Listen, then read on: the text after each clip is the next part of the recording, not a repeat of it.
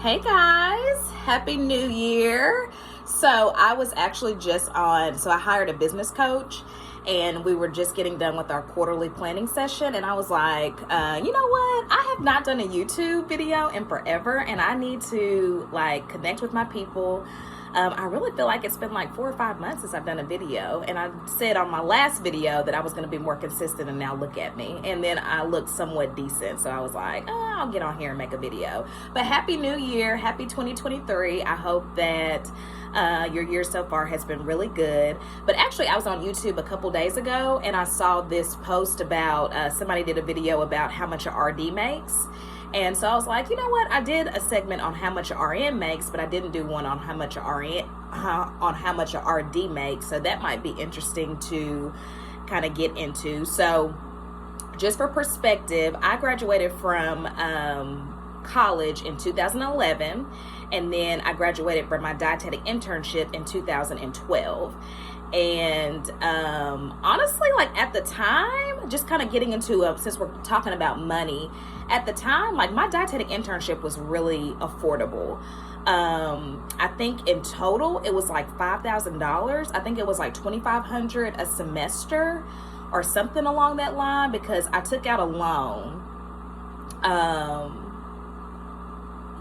I took out a loan and I was able to pay it off really quickly. And a lot of that too was because I did live at home. So when I graduated from college, I moved back home and I did my dietetic internship while I was living at home.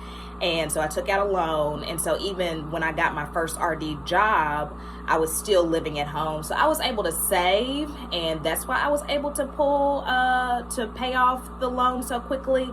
But even still, I feel like $5,000 for a dietetic, and it might have been a little bit more. It might have been like $6,000, but still, that's super reasonable, because I have a feeling that is not the price of a dietetic internship now.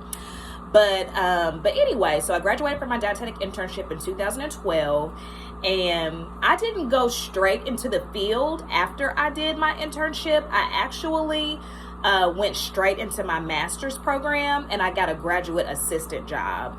And so with that graduate assistant job, they paid for, I want to say they paid for half of my master's, which was a big deal.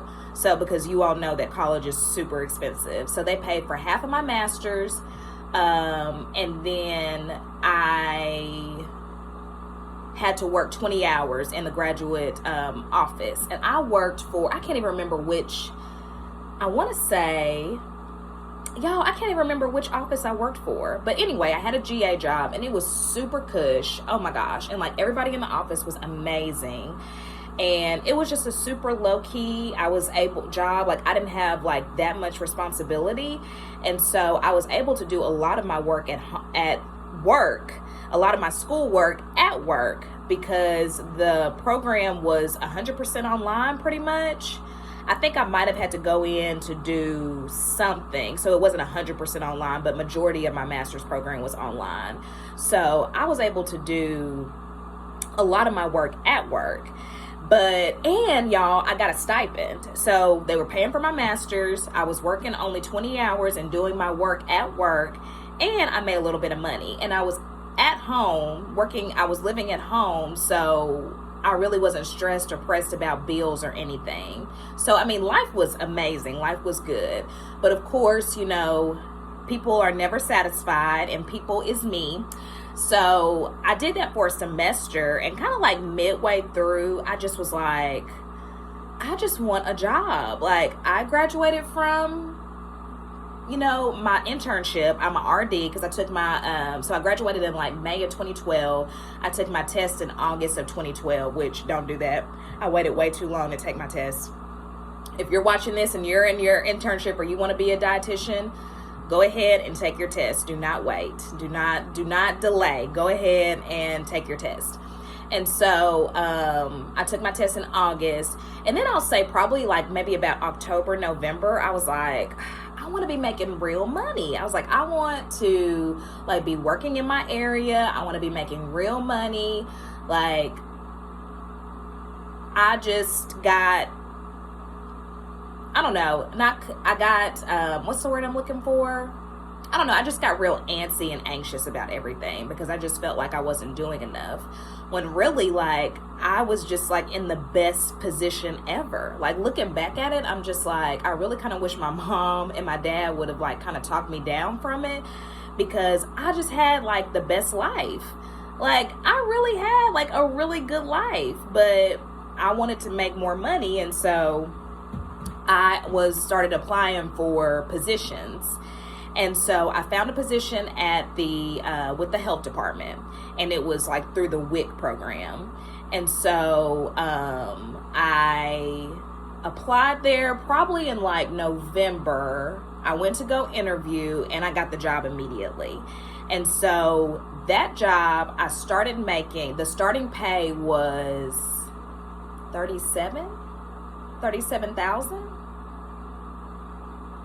It might have been a little less. No, y'all. It was like 30. It was either 32 or 35.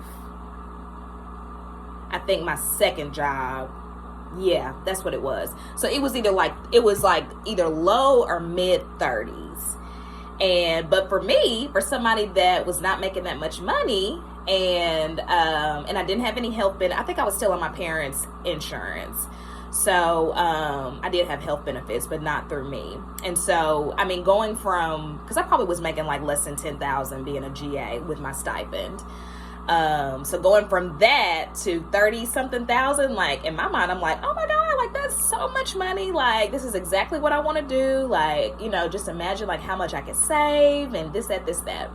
So I took the job, and I quit in December. I let them know. I gave them my 2 weeks notice. And then I started working for the health department in January. Now, mind you, I lived so the place where I took the job was like 45 minutes away from where I lived. So I was commuting every day. And then not only was I commuting to work, the way WIC works, and I guess the WIC in my state at that time, like as a dietitian, it was really kind of a scarce position. Like, there wasn't a dietitian that was assigned to every single health unit. So I had to already travel 45 minutes to get to my job, to get to my site. And then I would also have to travel to like satellite clinics. And sometimes those satellite clinics would be like 2 hours away from where I was working, from where my house was. So I would like be driving 2 hours to work and then 2 hours home. And so I don't really feel like that was explained to me in the job interview, or it might have been, but I just was so ready to start making money that I was like, I don't care. Like, I don't care, whatever it comes with it. And I would get reimbursed for mileage. So in addition to that 32, 35-ish, I was also getting mileage on top of that. But that's not really what I wanted, y'all. I really didn't want to be, like, I'm not a car person. Like, I don't enjoy driving. So for me, I wasn't happy, and I really had a lot of regret about it, because I just was like, I just had a better, like, my situation was better. I wasn't making as much money as I am now, but just overall my situation was better. And so and just a little bit of, and so with that even, so like I said, I was making about 30-ish thousand. And y'all, when I got my first paycheck, I was so excited. Like, I was like, okay, this is payday. Like, I am so excited to see how much money I'm going to have. Y'all, when I got my first check, it was like $900. Now, mind you, that was the most money I had ever made in my life. But it was $900. I called my dad in tears. And my dad and he usually babies me, and like, he's just usually super, well, he's not usually super supportive. I don't know why I said that, but he sometimes does baby me. But y'all, he had no sympathy for me. He was like, that's just how it is, Maggie. Like, that's how it is. After tax, because after taxes, I think I had health insurance. No, I didn't have health insurance. I didn't have health insurance because I was under 25, so I was still on their health insurance. But he was just like, I mean, welcome to being an adult. Basically, like, this is what you wanted. This is what you wanted. Like, the government got to get that cut. Y'all, I was in distress. I wanted to go home after I got that paycheck, y'all. I wanted to go home. But, over time, because I stayed there for about 7-8 months. So I got that job in January and I left in August. Yeah, I left in August. So I got, because like with government, like you get like little raises and stuff. So I got over that 1,000 threshold eventually. But y'all, I was just like, my life was so good. Like, why did I leave that? And then it's like, you go through all this schooling because, and by the grace of God, I didn't have to take out loans for college, but my undergrad. But my undergrad degree was probably like, at one point, it was like $6,000 a semester. So my undergrad degree was probably like $40,000. And then my internship was like $5,000, $6,000. So that's what, if I'm even thinking $50,000, and then you get to your first job and you're making 30-something thousand, and you're getting $900, $1,000 every 2 weeks. Like, that's bills. Like, if you're a normal adult, a normal living adult, like, by the time you pay rent, your utilities, your gas, just things that you need, like, that money is gone. Like, there's no way like you can put like a huge dent in your loans. So that was my first job as a dietitian, probably, like I said, about 32 to 35,000 a year. And so eventually I got sick of traveling. I got sick of driving 2 hours to work. Some days it'd be 2.5. And so I stayed with the state, but I went to like a different agency. I went to the Department of Ed. And so at this job, so I never had a hospital job as a dietitian. I always like kind of took the more unconventional routes because I never really wanted to work in a hospital. I never wanted to work in a hospital as a dietitian. Now, as a nurse, I did. Like, that was my end goal. Like, I wanted to be in the hospital forever. But with being a dietitian, I never wanted to. So I went to the Department of Ed, and with this job, I was over the school breakfast and school lunch program. So we would like make sure that the schools that were participating were in compliance so that they could get reimbursed by the government.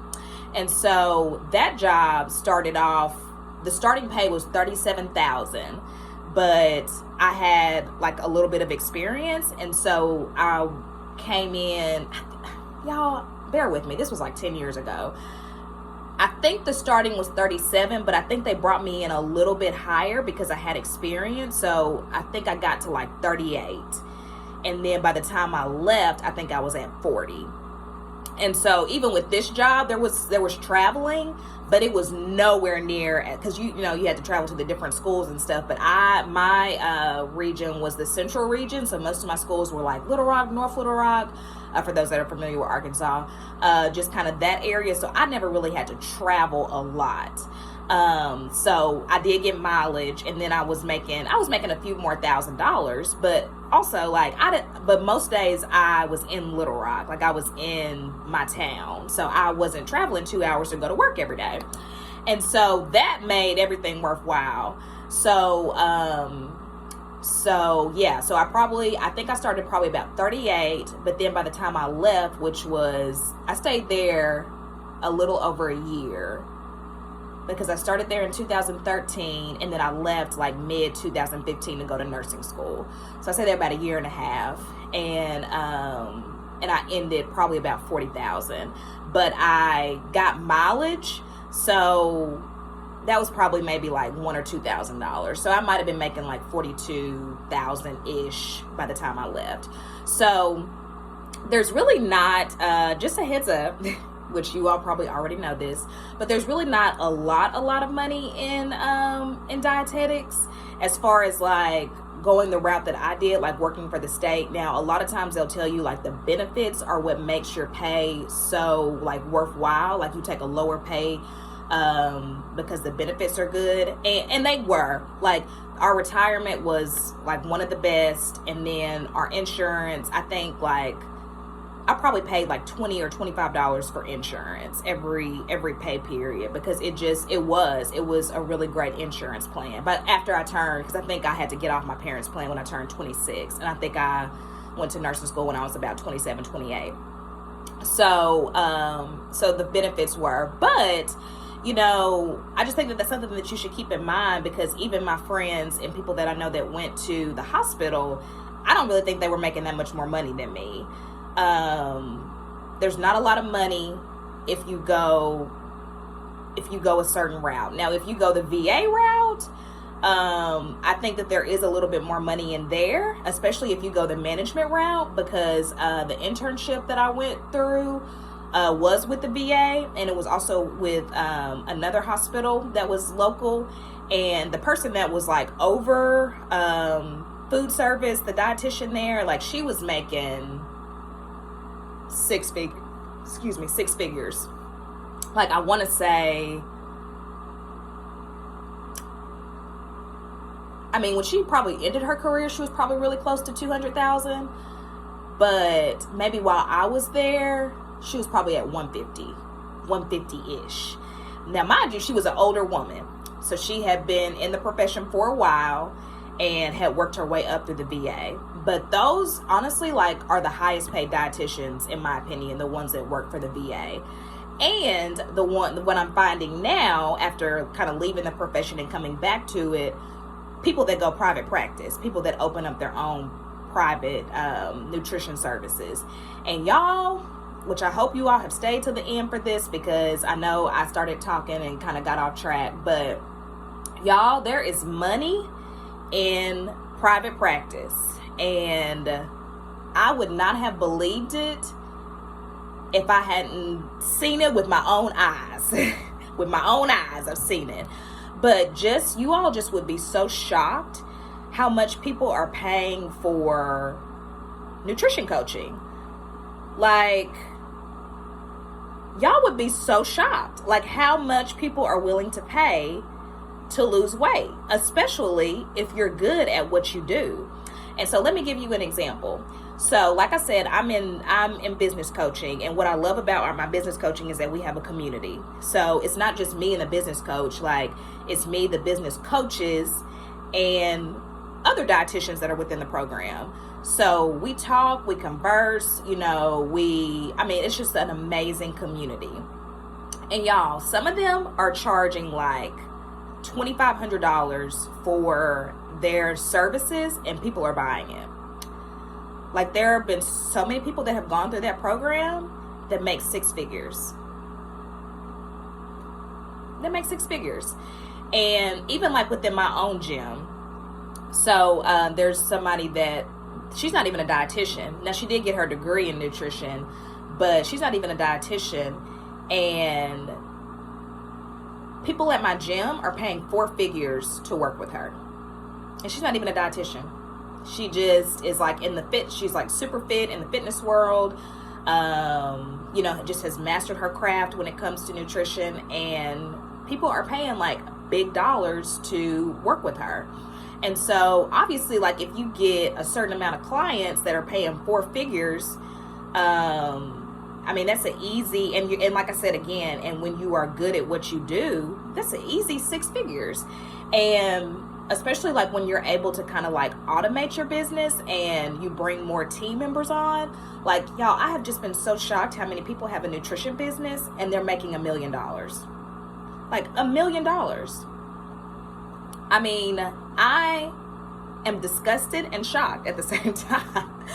And I say I'm disgusted because I just feel like, not with them for making money, like, kudos to them for making money, but I think I'm more disgusted in the sense of, like, you don't learn this in school. Like, you don't learn how to start your own practice. Like, you don't learn how to contract out your services. Like, you just don't learn these types of things. And you just learn the nutrition side, what that looks like, that you get a job, like this, like literally, this is what I was told, like, that you need to, and I listened to it. So I don't know who's more of the idiot, me or them, but that you're told that learn about it. And how my internship was, it was like half food service, half clinical. So you're taught that after that, you need to get your master's, because that's where the profession is going, that you're going to have to learn, that you're going to have to get your master's degree if you want a good and decent job.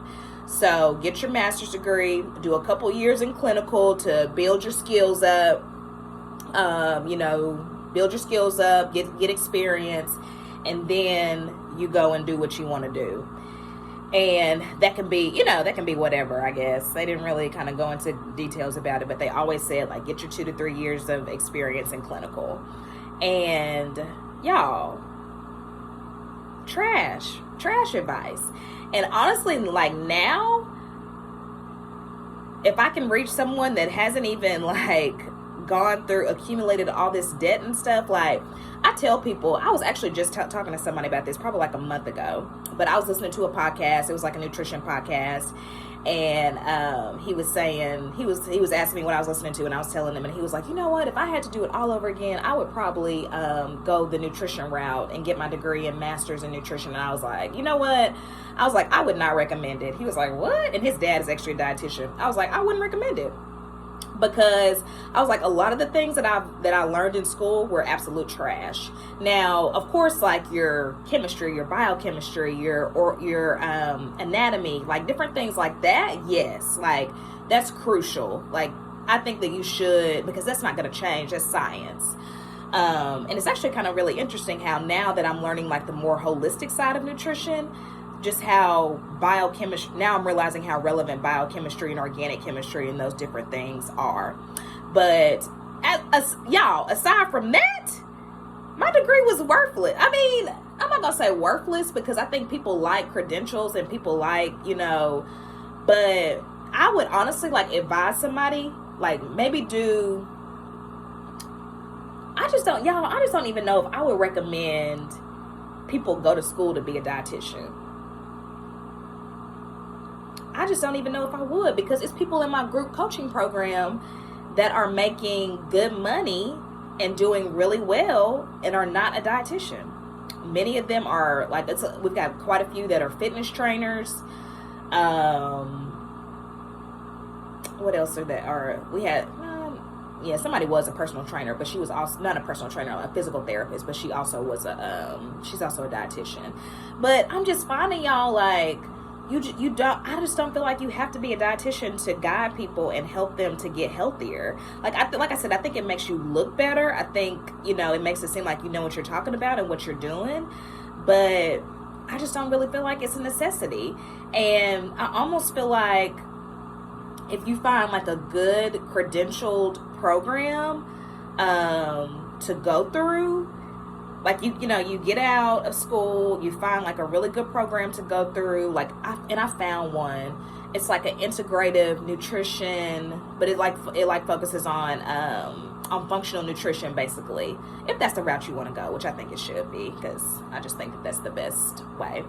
But like you do that program. I think that program is like $6,000, and then I would invest in a really good business coach, and I would just kind of go from there, y'all.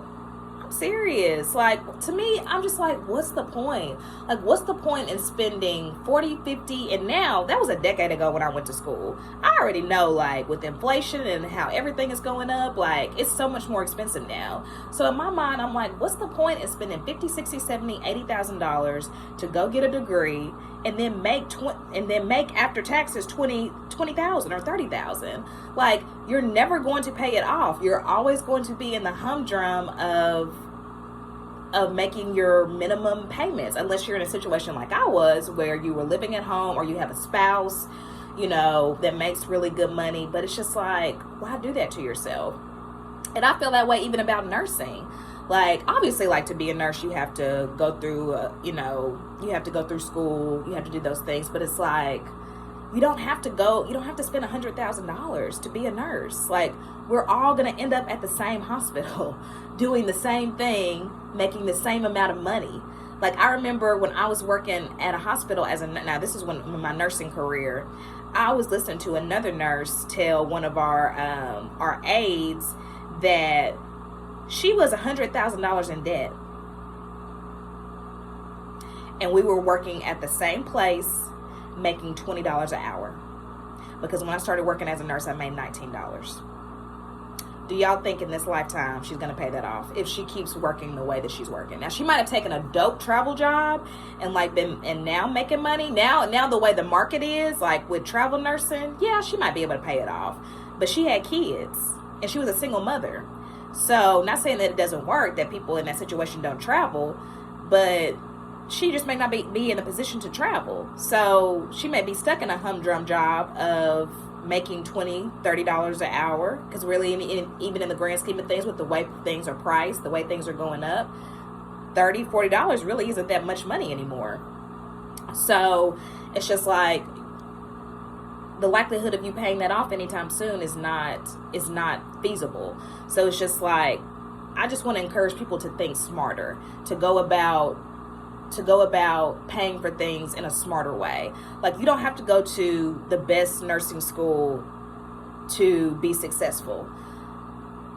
You can do 2 years at a community college and then get your prereqs and then go into a nursing program, do 2 years and work hard in that 2 years when you're getting your prereqs so that you can get scholarships and different opportunities, and then maybe even go the route of not even getting a bachelor's, like go the route of going into an associate's program.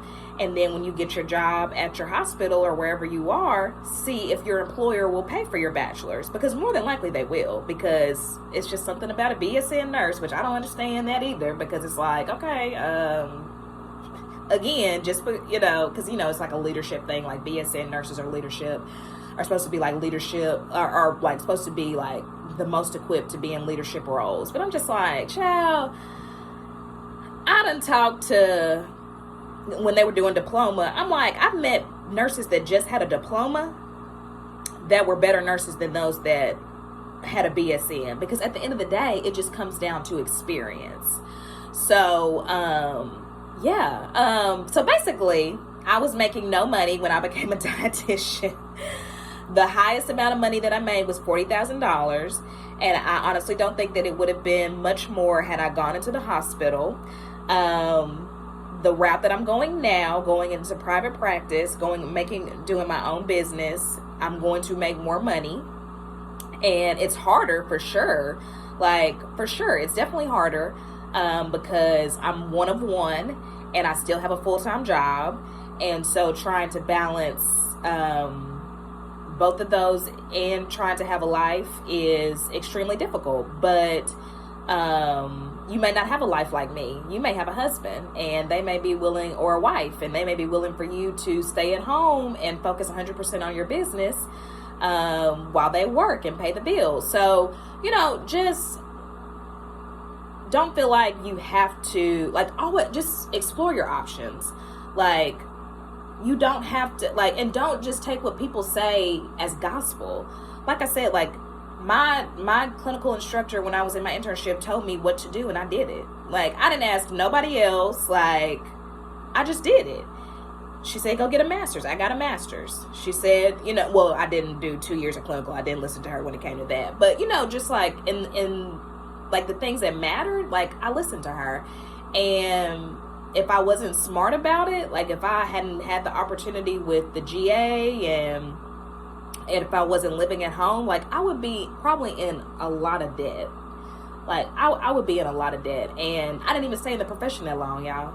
And you may find that for yourself. You may find something that you're a lot more passionate about and that you want to get into, and then it's really a waste of money. Now, thank God for my situation that nursing and dietetics were so closely aligned that I was only missing a couple of classes that I had to take to get into nursing school. But what about if I would have had a major in business? That would have been a lot more difficult to try to transition into nursing. So just really, and even with my kids, working in a high school now, because I feel like when I was a kid, the plan was always you're going to graduate from high school and you're going to go to college. That's just the plan. You're going to do that. And I really never felt like I had another option. But now I don't tell my kids to go to college. I'm just explore all of your options. You don't have to go to college. And matter of fact, you actually may make more money not going to college. And we went to not a health fair, but we went to like a career fair. And we went to a career fair. And y'all, when I say like there were so many different businesses there, and a lot of them only required like a high school diploma, and they were starting off pay at like $30, well, like $27. All the training was on the job. So like one of them was like learning how to do heavy machinery. So like the forklifts and that machine were like you're encased, and they have like the claw, like so they were starting you off at $27. Your pay was going to be on the job training, so you were going to be getting paid while you were trained, and the training was like 10 weeks. So you didn't have to go to school, you didn't have to get in a bunch of debt. Like, you just literally applied, you got the job, you got trained on the job, and you were making all this money. And so then it was another teacher that was with me, and I was telling him, I was like, this is just amazing. Like, this is against everything that I was taught. Like, I was like, these kids are coming out making more money than me. I told y'all I was making $19 as a nurse an hour when I came out of school. And when I was a dietitian, like, I feel like if you broke it down, I probably was making like $17, $18 an hour, based on, like, if you would have broken down to an hourly rate. So these kids, and that's after thousands and thousands, tens of thousands of dollars spent on degrees. But these kids, they don't have to get in debt. All they have to do is come out of school and apply for a job, get on the job training, and they're making all this money.